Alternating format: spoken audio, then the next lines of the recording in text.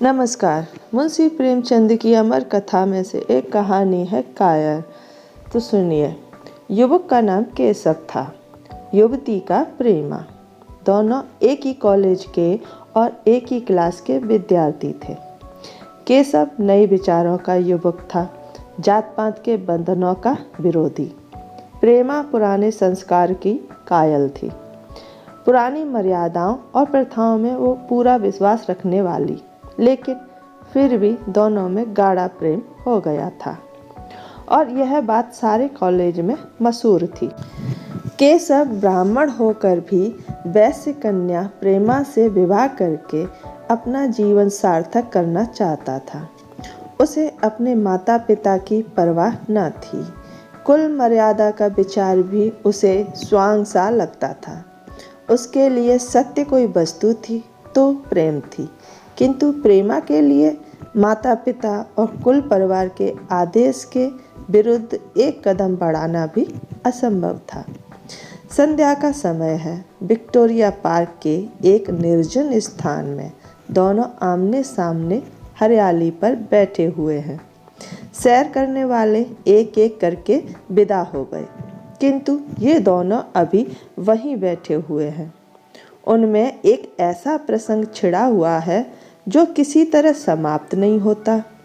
केशव ने झुंझलाकर कहा, इसका यह अर्थ है कि तुम्हें मेरी परवाह नहीं है। प्रेमा ने उसको शांत करने की चेष्टा करके कहा, तुम मेरे साथ अन्याय कर रहे हो केशव, लेकिन मैं इस विषय को माता पिता के सामने कैसे छेड़ूं, यह मेरी समझ में नहीं आता। वे लोग पुरानी रूढ़ियों के भक्त हैं। मेरी तरफ से कोई ऐसी बात सुनकर मन में जो शंकाएं होंगी उनकी तुम कल्पना कर सकते हो। केशव ने उग्र भाव से पूछा, तो तुम भी उन्हीं पुरानी रूढ़ियों की गुलाम हो? प्रेमा ने अपनी बड़ी बड़ी आंखों में मृदु स्नेह भर कर कहा, नहीं, मैं उनकी गुलाम नहीं हूँ, लेकिन माता पिता की इच्छा मेरे लिए सब चीज़ों से अधिक मान्य है। तुम्हारा व्यक्तित्व कुछ नहीं है, ऐसा ही समझ लो। मैं तो समझता था कि ये ढकोसले मूर्खों के लिए ही हैं, लेकिन अब मालूम हुआ कि तुम जैसी विदुषियाँ भी इनकी पूजा करती हैं। जब मैं तुम्हारे लिए संसार को छोड़ने पर तैयार हूँ तो तुमसे भी यही आशा करता हूँ। प्रेमा ने मन में सोचा, मेरा अपनी देह पर क्या अधिकार है? जिन माता पिता ने अपने रक्त से मेरी सृष्टि की है और अपने स्नेह से उसे पाला है, उनकी मर्जी के खिलाफ कोई काम करने का उसे कोई हक नहीं। उसने दीनता के साथ केशव से कहा, क्या प्रेम स्त्री और पुरुष के रूप में ही रह सकता है, मैत्री के रूप में नहीं? मैं तो आत्मा का बंधन समझती हूँ। केशव ने कठोर भाव से कहा, इन दार्शनिक विचारों से तुम मुझे पागल कर दोगी प्रेमा। बस इतना ही समझ लो, मैं निराश होकर जिंदा नहीं रह सकता। मैं प्रत्यक्षवादी हूँ और कल्पनाओं के संसार में प्रत्यक्ष का आनंद उठाना मेरे लिए असंभव है। यह कहकर उसने प्रेमा का हाथ पकड़कर अपनी ओर खींचने की चेष्टा की। प्रेमा ने झटके से हाथ छुड़ा लिया और बोली, नहीं केशव, मैं कह चुकी हूँ कि मैं स्वतंत्र नहीं हूँ। तुम मुझसे वह चीज़ न मांगो जिस पर मेरा कोई अधिकार नहीं है। केशव को अगर प्रेमा ने कठोर शब्द कहे होते तो भी उसे इतना दुख न हुआ होता। एक क्षण तक वह मन मारे बैठा रहा, फिर उठकर निराशा भरे स्वर में बोला, जैसी तुम्हारी इच्छा, और आहिस्ता आहिस्ता कदम सा उठाता हुआ वहाँ से चला गया। प्रेमा अब भी वहीं बैठी आंसू बहाती रही। रात को भोजन करके प्रेमा जब अपनी माँ के साथ लेटी तो उसकी आंखों में नींद न थी। केशव ने उसे एक ऐसी बात कह दी थी जो चंचल पानी में पड़ने वाली छाया की तरह उसके दिल पर छाई हुई थी। प्रति क्षण उसका रूप बदलता था। वह उसे स्थिर न कर सकती थी। माता से इस विषय में कुछ कहे तो कैसे? लज्जा मुंह बंद कर देती थी। उसने सोचा, अगर केशव के साथ मेरा विवाह ना हुआ तो उस समय मेरा क्या कर्तव्य होगा। अगर केशव ने कुछ उद्दंडता कर डाली तो मेरे लिए संसार में फिर क्या रह जाएगा। लेकिन मेरा बस ही क्या है। इन भांति भांति के विचारों में एक बात जो उसके मन में निश्चित हुई वह यह थी कि केशव के सिवा वह और किसी से विवाह न करेगी। उसकी माता ने पूछा, क्या तुझे अब तक नींद न आई? मैंने तुझसे कितनी बार कहा कि थोड़ा बहुत घर का कामकाज किया कर, लेकिन तुझे किताबों से ही फुर्सत नहीं मिलती। 4 दिन में तू पराए घर जाएगी, कौन जाने कैसा घर मिले। अगर कुछ काम करने की आदत ना रही तो कैसे निवाह होगा। प्रेमा ने भोलेपन से कहा, मैं पराए घर जाऊंगी ही क्यों। माता ने मुस्कुरा कर कहा, लड़कियों के लिए यही तो सबसे बड़ी विपत्ति है। बेटी माँ बाप की गोद में पलकर ज्यों ही सियानी हुई दूसरों की हो जाती है। अगर अच्छे प्राणी मिले तो जीवन आराम से कट गया, नहीं रो रो कर दिन काटना पड़ा। सब कुछ भाग्य के अधीन है। अपनी बिरादरी में तो मुझे कोई घर नहीं भाता, कहीं लड़कियों का आदर नहीं, लेकिन करना तो बिरादरी में ही पड़ेगा। ना जाने जात पात का बंधन कब टूटेगा। प्रेमा डरते डरते बोली, कहीं कहीं तो बिरादरी के बाहर भी विवाह होने लगे हैं। उसने कहने को तो कह दिया, लेकिन उसका हृदय कांप रहा था कि माताजी कुछ भांप न जाएं। माता ने विस्मय के साथ पूछा, क्या हिंदुओं में ऐसा हुआ है?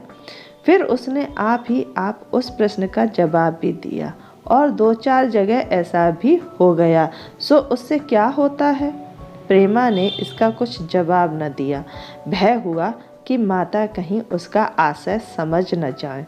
उसका भविष्य एक अंधेरी खाई की तरह उसके सामने मुंह खोले खड़ा था, मानो उसे निगल जाएगा। उसे न जाने कब नींद आ गई। प्रातःकाल प्रेमा सोकर उठी तो उसके मन में एक विचित्र साहस का उदय हो गया था। सभी महत्वपूर्ण फैसले हम आकस्मिक रूप से कर लिया करते हैं, मानो कोई देवी शक्ति हमें उनकी ओर खींच ले जाती है। वही हालत प्रेमा की थी। कल तक वह माता पिता के निर्णय को मान्य समझती थी, पर संकट को सामने देखकर उसमें उस वायु की हिम्मत पैदा हो गई थी जिसके सामने कोई पर्वत आ गया हो। वही मंद वायु प्रबल वेग से पर्वत के मस्तक पर चढ़ जाती है और उसे कुचलती हुई दूसरी तरफ जा पहुंचती है। प्रेमा मन में सोच रही थी, माना यह देह माता पिता की है, किंतु आत्मा तो मेरी है। मेरी आत्मा को जो भुगतना पड़ेगा वह इसी देह से तो भुगतना पड़ेगा। अब वह इस विषय में संकोच करना अनुचित ही नहीं, घातक समझ रही थी। अपने जीवन को क्यों एक झूठे सम्मान पर बलिदान करे। उसने सोचा, विवाह का आधार अगर प्रेम ना हो तो वह देह का विक्रय है। आत्मसमर्पण क्या बिना प्रेम के भी हो सकता है? इस कल्पना से ही कि न जाने किस अपरिचित युवक से उसका विवाह हो जाएगा, उसका हृदय विद्रोह कर उठा। वह अभी नाश्ता करके कुछ पढ़ने जा रही थी कि उसके पिता ने प्यार से पुकारा, मैं कल तुम्हारे प्रिंसिपल के पास गया था, वे तुम्हारी बड़ी तारीफ कर रहे थे। प्रेमा ने सरल भाव से कहा, आप तो यूं ही कहा करते हैं। नहीं, सच। यह कहते हुए उन्होंने अपनी मेज की दराज खोली और मखमली चौखटों में जड़ी हुई एक तस्वीर निकालकर उसे दिखाते हुए बोले, यह लड़का ICS के इम्तिहान में प्रथम आया है। इसका नाम तो तुमने सुना होगा। पिता ने बनावटी आश्चर्य से कहा, क्या तुमने उसका नाम ही नहीं सुना? आज के दैनिक पत्र में उसका चित्र और जीवन वृत्तांत छपा है। प्रेमा ने रुखाई से जवाब दिया, होगा, मगर मैं उस परीक्षा का कोई महत्व नहीं समझती। मैं तो समझती हूँ जो लोग इस परीक्षा में बैठते हैं वे पल्ले सिरे के स्वार्थी होते हैं। आखिर उनका उद्देश्य इसके सिवा और क्या होता है? कि अपने गरीब, निर्धन, दलित भाइयों पर शासन करें और खूब धन संचय करें। यह तो जीवन का कोई ऊंचा उद्देश्य नहीं है। इस आपत्ति में जलन थी, अन्याय था, निर्दयता थी। पिताजी ने समझा था प्रेमा यह बखान सुनकर लट्टू हो जाएगी। यह जवाब सुनकर तीखे स्वर में बोले, तू तो ऐसी बातें कर रही है जैसे तेरे लिए धन और अधिकार का कोई मूल्य ही नहीं। प्रेमा ने ठिठाई से कहा, हाँ, मैं तो इसका मूल्य नहीं समझती। मैं तो आदमी में त्याग देखती हूँ। मैं ऐसे युवकों को जानती हूँ जिन्हें यह पद जबरदस्ती भी दिया जाए तो स्वीकार न करेंगे। पिता ने उपहास के ढंग से कहा, यह तो आज मैंने नई बात सुनी। मैं तो देखता हूँ कि छोटी छोटी नौकरियों के लिए लोग मारे मारे फिरते हैं। मैं जरा उस लड़के की सूरत देखना चाहता हूँ जिसमें इतना त्याग हो। मैं तो उसकी पूजा करूँगा।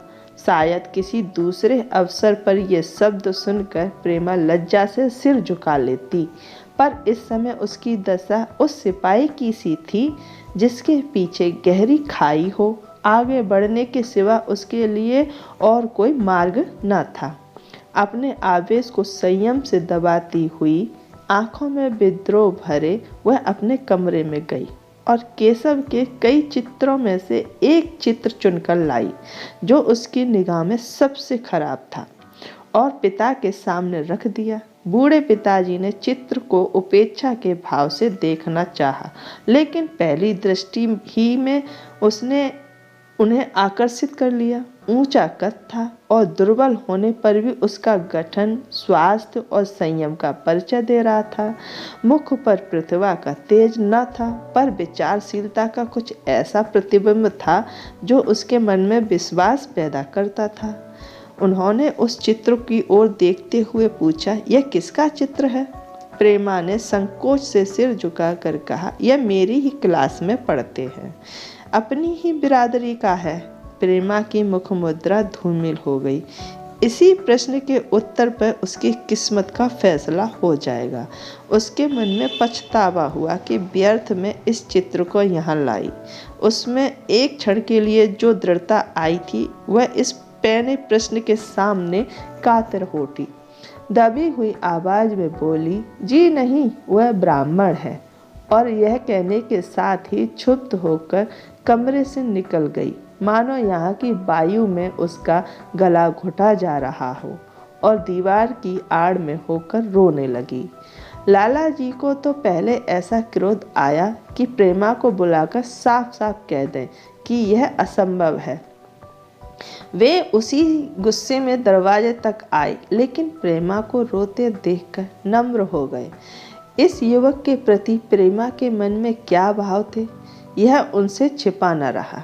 वे स्त्री शिक्षा के पूरे समर्थक थे, लेकिन इसके साथ ही कुल मर्यादा की रक्षा भी करना चाहते थे। अपनी ही जाति के सुयोग्य वर्ग के लिए अपना सर्वस्व अर्पण कर सकते थे, लेकिन इस क्षेत्र के बाहर कुलीन से कुलीन और योग्य से योग्य वर्ग की कल्पना भी उनके लिए असाध्य थी। इससे बड़ा अपमान वे सोच ही न सकते थे। उन्होंने कठोर स्वर में कहा, आज से कॉलेज जाना बंद कर दो। अगर शिक्षा कुल मर्यादा को डुबोना ही सिखाती है तो को शिक्षा है। प्रेमा ने कातर कंठ से कहा, परीक्षा तो समीप आ गई है। लाला जी ने दृढ़ता से कहा, आने दो, और फिर अपने कमरे में जाकर विचारों में डूब गए। 6 महीने गुजर गए। लाला जी ने घर में आकर पत्नी को एकांत में बुलाया और बोले, जहाँ तक मुझे मालूम हुआ है केशव बहुत ही सुशील और प्रतिभाशाली युवक है। मैं तो समझता हूँ प्रेमा इस शोक में घुल घुल कर प्राण दे देगी। तुमने भी समझाया, मैंने भी समझाया, दूसरों ने भी समझाया, पर उस पर कोई असर ही नहीं होता। ऐसी दशा में हमारे लिए और क्या उपाय है? उनकी पत्नी ने चिंतित भाव से कहा, कर तो दोगे, लेकिन रहोगे कहाँ? ना जाने कहाँ से यह कुलच्छनी मेरी कोख में आई। लाला जी ने भवें सकोड़कर तिरस्कार के साथ कहा, यह तो 1000 दफ़ा सुन चुका, लेकिन कुल मर्यादा के नाम को कहाँ तक रोएं? चिड़िया का पर खोलकर यह आशा करना कि वह तुम्हारे आंगन में ही फुदकती रहेगी भ्रम है। मैंने इस प्रश्न पर ठंडे दिल से विचार किया है और इस नतीजे पर पहुंचा हूं कि हमें इस आपद्रम को स्वीकार कर लेना चाहिए। कुल मर्यादा के नाम पर मैं प्रेमा की हत्या नहीं कर सकता। दुनिया हंसती है, हंसे, मगर वह जमाना बहुत जल्द आने वाला है जब ये सभी बंधन टूट जाएंगे। आज भी सैकड़ों विवाह जात पात के बंधनों को तोड़कर हो चुके हैं। अगर विवाह का उद्देश्य स्त्री और पुरुष का सुखमय जीवन है तो हम प्रेमा की उपेक्षा नहीं कर सकते हैं। वृद्धा ने क्षुब्ध होकर कहा, जब तुम्हारी यही इच्छा है तो मुझसे क्या पूछते हो? लेकिन मैं कह देती हूँ कि मैं इस विवाह के नज़दीक ना जाऊंगी, ना कभी इस छोकरी का मुंह देखूंगी। समझ लूंगी जैसे और सब लड़के मर गए वैसे यह भी मर गई। तो फिर आखिर तुम क्या करने को कहती हो? क्यों नहीं उस लड़के से विवाह कर देते? उसमें क्या बुराई है? वह 2 साल में सिविल सर्विस पास करके आ जाएगा। केशव के पास क्या रखा है? बहुत होगा किसी दफ्तर में क्लर्क हो जाएगा। और अगर प्रेमा प्राण हत्या कर ले तो कर ले। तुम तो उसे और सह देते हो। जब उसे हमारी परवाह नहीं है तो हम उसके लिए अपने नाम को क्यों कलंकित करें? प्राण हत्या करना कोई खेल नहीं है, यह सब धमकी है। मन घोड़ा है, जब तक उसे लगाम ना दो पुट्ठे पर हाथ भी न रखने देगा। जब उसके मन का यह हाल है तो कौन कहे केशव के साथ ही जिंदगी भर निवाह करेगी। जिस तरह आज उससे प्रेम है उसी तरह कल दूसरे से हो सकता है। तो क्या पत्ते पर अपना मांस बिकवाना चाहते हो?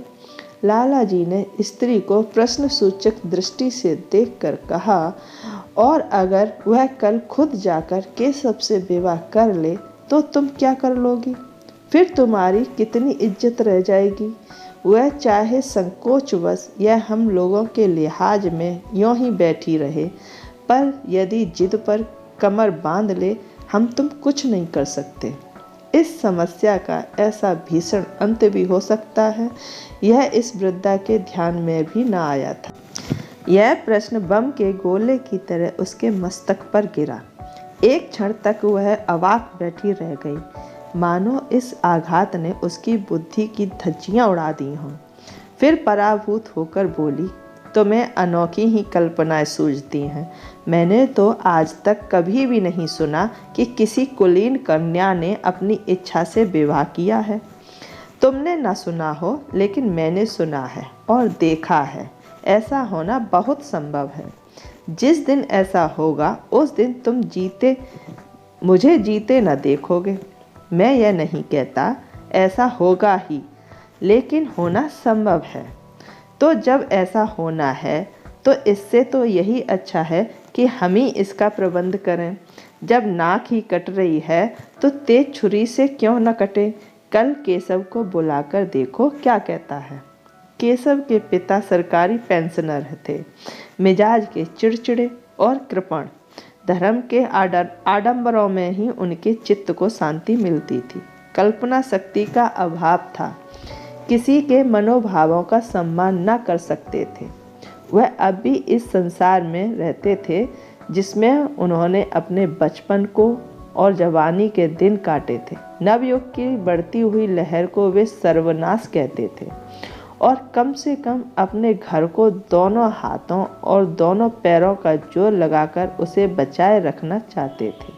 इसलिए जब एक दिन प्रेमा के पिता उनके पास पहुँचे और केशव से प्रेमा के विवाह का प्रस्ताव किया तो बूढ़े पंडित जी अपने आपे में न रह सके। धुंधली आंखें फाड़कर बोले, आप भंग तो नहीं खा गए हैं? इस तरह का संबंध और चाहे जो कुछ हो, विवाह नहीं है। मालूम होता है आपको भी नए जमाने की हवा लग गई। बूढ़े बाबा जी ने नम्रता से कहा, मैं खुदा ऐसा संबंध नहीं पसंद करता। इस विषय में मेरे भी विचार हैं जो आपके, पर बात ऐसी आ पड़ी है कि मुझे विवश होकर आपकी सेवा में आना पड़ा। आजकल के लड़के और लड़कियां कितने स्वेच्छाचारी हो गए हैं, यह तो आप जानते ही हैं। हम बूढ़े लोगों के लिए अब अपने सिद्धांतों की रक्षा करना कठिन हो गया है। मुझे भय है कि कहीं ये दोनों निराश होकर अपनी जान पर न खेल जाएं। बूढ़े पंडित जी जमीन पर पांव पटकते हुए गरज उठे। आप क्या कहते हैं साहब, आपको शर्म नहीं आती?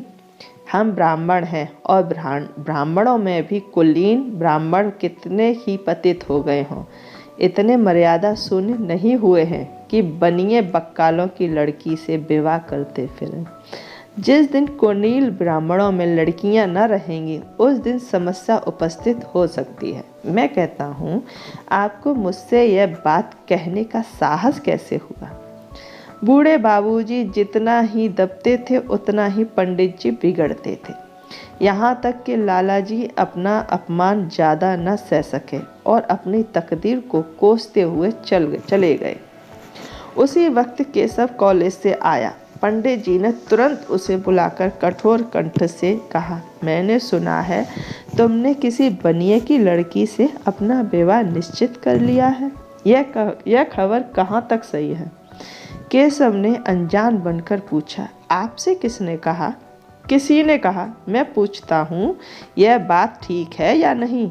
अगर ठीक है और तुमने अपनी मर्यादा को डुबोना निश्चय कर लिया है तो तुम्हारे लिए हमारे घर में कोई स्थान नहीं।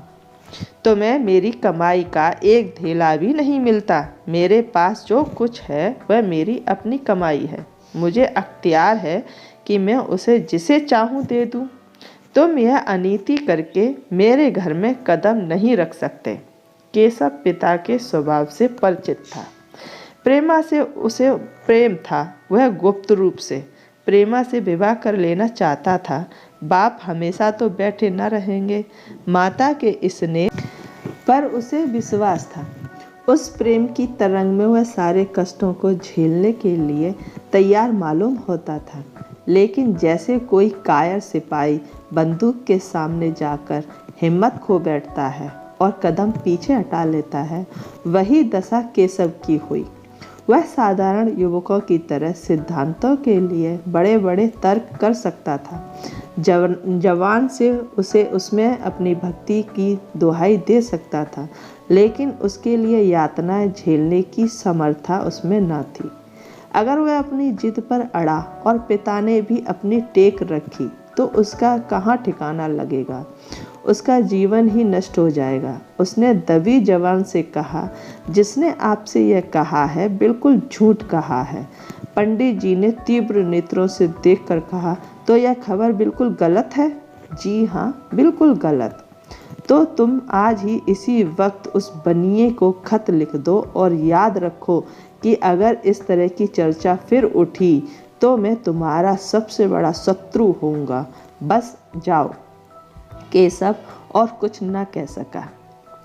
वह वहाँ से चला तो ऐसा मालूम होता था कि पैरों में दम नहीं है। दूसरे दिन प्रेमा ने केशव के नाम यह पत्र लिखा। प्रिय केशव, तुम्हारे पूज्य पिताजी ने लाला जी के साथ जो अशिष्ट और अपमानजनक व्यवहार किया है उसका हाल सुनकर मेरे मन में बड़ी शंका उत्पन्न हो रही है। शायद उन्होंने तुम्हें डांट फटकार बताई होगी। ऐसी दशा में मैं तुम्हारा निश्चय सुनने के लिए विकल हो रही हूँ। तुम्हारे साथ हर तरह का कष्ट झेलने को तैयार हूँ। मुझे तुम्हारे पिताजी की संपत्ति का मोह नहीं है। मैं तो केवल तुम्हारा प्रेम चाहती हूँ और उसी में प्रसन्न हूँ। आज शाम को यहीं आकर भोजन करो। दादा और माँ दोनों तुमसे मिलने के लिए बहुत इच्छुक हैं।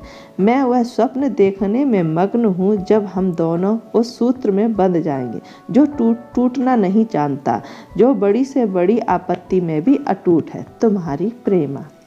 संध्या हो गई और इस पत्र का कोई जवाब ना आया। उसकी माता बार बार पूछती थी, केशव आए नहीं? बूढ़े लाला भी द्वार की ओर आंख लगाए बैठे थे।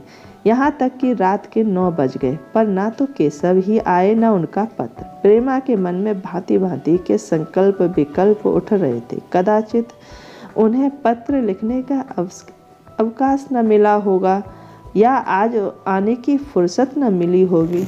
कल अवश्य आ जाएंगे। केशव ने पहले उसके पास जो प्रेम पत्र लिखे थे उन सबको उसने फिर से पढ़ा। उनके एक एक शब्द से कितना अनुराग टपक रहा था, उनमें कितना कंपन था, कितनी विकलता, कितनी तीव्र आकांक्षा। फिर उसे केशव के वे वाक्य याद आए जो उसने सैकड़ों ही बार कहे थे। कितनी बार वह उसके सामने रोया था। इतने प्रमाणों के होते हुए निराशा के लिए कहाँ स्थान था, मगर फिर भी सारी रात उसका मन जैसे सूली पर टंगा रहा। प्रातःकाल केशव का जवाब आया। प्रेमा ने कांपते हुए हाथों से पत्र लेकर पढ़ा। पत्र हाथ से गिर गया। ऐसा जान पड़ा मानो उसकी देह का रक्त स्थिर हो गया हो। लिखा था, मैं बड़े संकट में हूँ कि तुम्हें क्या जवाब दूँ। मैंने इधर इस समस्या पर खूब ठंडे दिल से विचार किया है और इस नतीजे पर पहुँचा हूँ कि वर्तमान दशाओं में मेरे लिए माता पिता की आज्ञा की उपेक्षा करना दुस्सह है। मुझे कायर न समझना, मैं स्वार्थी भी नहीं हूँ, लेकिन मेरे सामने जो बाधाएं हैं उन पर विजय पाने की शक्ति मुझ में नहीं है। पुरानी बातों को भूल जाओ, उस समय मैंने इन बाधाओं की कल्पना ना की थी। प्रेमा ने एक लंबी गहरी जलती हुई सांस खींची और उस खत को फाड़कर फेंक दिया। उसकी आंखों से अश्रुधारा बहने लगी। जिस केशव को उसने अपने अंतःकरण में बर लिया था वह इतना निष्ठुर हो जाएगा, इसकी उसको रत्ती भर भी आशा न थी। ऐसा मालूम पड़ा मानो अब तक वह कोई सुनहला सपना देख रही थी, पर आँख खुलने पर वह सब कुछ अदृश्य हो गया। जीवन में जब आशा ही लुप्त हो गई तो अब अंधकार के सिवा और क्या रहा। अपने हृदय की सारी संपत्ति लगाकर उसने एक नाव लदवाई थी। वह नाव जलमग्न हो गई। अब दूसरी नाव कौन वहां से लदवाए। अगर वह नाव टूटी है तो उसके साथ वह भी डूब जाएगी। माता ने पूछा, क्या केशव का पत्र है? प्रेमा ने भूमि की ओर ताकते हुए कहा, हाँ, उनकी तबीयत अच्छी नहीं है, इसके सिवा वह और क्या कहे। केशव की निष्ठुरता और बेवफाई का समाचार कहकर लज्जित होने का साहस उसमें न था। दिन भर वह घर के काम धंधों में लगी रही, मानो उसे कोई चिंता ही नहीं है। रात को उसने सबको भोजन कराया, खुद भी भोजन किया और बड़ी देर तक हारमोनियम पर गाती रही। मगर सवेरा हुआ तो उसके कमरे में उसकी लाश पड़ी थी। प्रभात की सुनहरी किरणें उसके पीले मुख को जीवन की आभा प्रदान कर रही थी। कहानी समाप्त होती है। कहानी कैसी लगी कमेंट करके बताइएगा ज़रूर। Thank you.